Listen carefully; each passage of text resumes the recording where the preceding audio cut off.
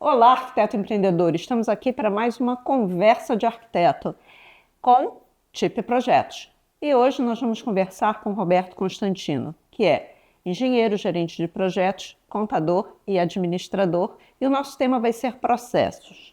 Cada vez mais os nossos clientes chegam na TIP Projetos com uma questão: eu não tenho processo.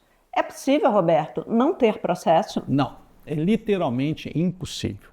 O processo ele existe na forma empírica ou ele existe numa forma explícita. Então, apesar de muitos dos nossos clientes dizerem que não tem um processo, isso não é verdade. Tem sim. Só que o problema é que esse processo ele não foi explicitado, ele não está registrado, ele não está documentado. E é isso dos objetivos de você trabalhar o mapeamento de processos. Traduzindo, o processo está na sua cabeça e ninguém mais sabe fazer como você. Eu sei que isso acontece frequentemente. Muitas vezes o dono do escritório, com a sua experiência acumulada por tanto tempo, sabe o que dá certo e o que dá errado, qual é o próximo passo. Mas a equipe não sabe. Então, a gente precisa de uma forma para contar para todo mundo como é que a gente quer que seja feito.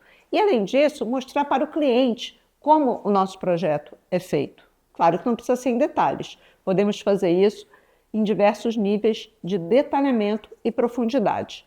Mas por onde a gente começa, Roberto, para fazer o mapeamento de processos? A gente começa pela cadeia de valor? Eu já ouvi falar sobre isso. Na realidade, quer dizer, o ideal é nós começarmos a fazer o mapeamento de processos a partir do planejamento estratégico do seu negócio. Porque a definição de missão, visão e valores é fundamental para que a gente possa construir um valor para o cliente. Aí, a partir do momento que você tem esse planejamento estratégico delineado, a etapa seguinte é construir justamente esse elemento que é fundamental, que é chamado de cadeia de valor. A cadeia de valor, ela mostra, ela evidencia todos os esforços do seu negócio para atender o cliente, ou seja, entregar valor para o cliente. A partir do momento que você tem essa cadeia de valor escrita, explícita, então sim, para cada um dos elementos constituintes dessa cadeia de valor, você começa a desenvolver os processos. De tal forma que, no final deste trabalho, você conseguirá responder à questão de como eu entrego valor para o meu cliente.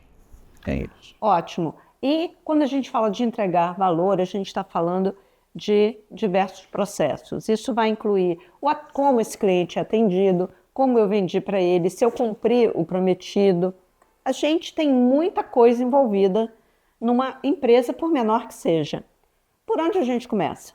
Bom, se olharmos a cadeia de valor, nós vamos observar que a cadeia de valor é dividida em 3 grupos. Você tem os chamados macroprocessos de gestão, os macroprocessos principais e os macroprocessos de apoio.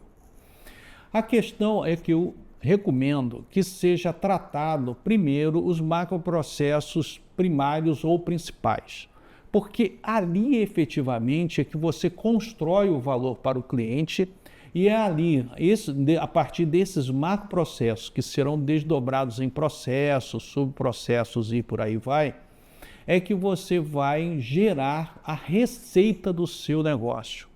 Então, eu começaria pelos processos principais e aí, então, depois disso, os demais macroprocessos, até você constituir todo o seu mapeamento.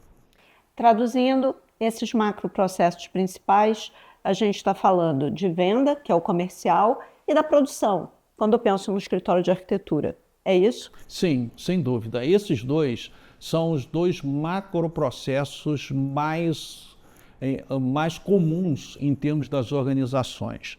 Podem ter outros? Sim, podem. Tá? Dependendo do tamanho do seu negócio, dependendo do tipo de negócio efetivamente, do tipo de valor que você constrói para o seu cliente, você pode ter outros macroprocessos que vão estar presentes nesse conjunto dos chamados processos principais ou primários. E a gente começa do macro, por exemplo, um escritório de arquitetura, ele trabalha com grandes etapas, estudo preliminar, anteprojeto, projeto executivo. Mas eu posso ir detalhando, contando como é que esse estudo preliminar acontece.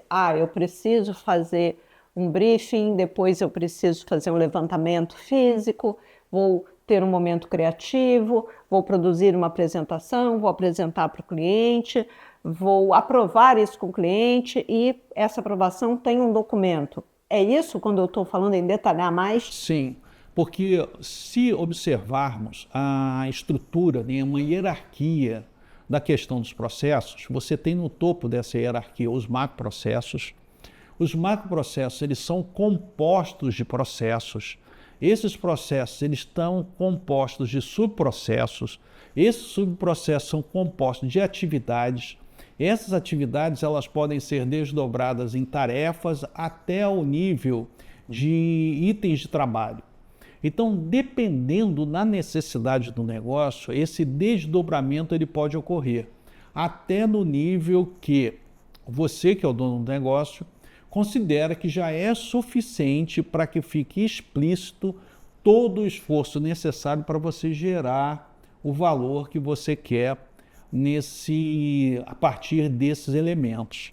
Então, essa cadeia inteira que a gente chama essa cadeia hierárquica de processo, ela vai ser diferente de negócio para negócio e vai ser diferente da necessidade que você tenha de explicitar tudo o que acontece para você gerar valor.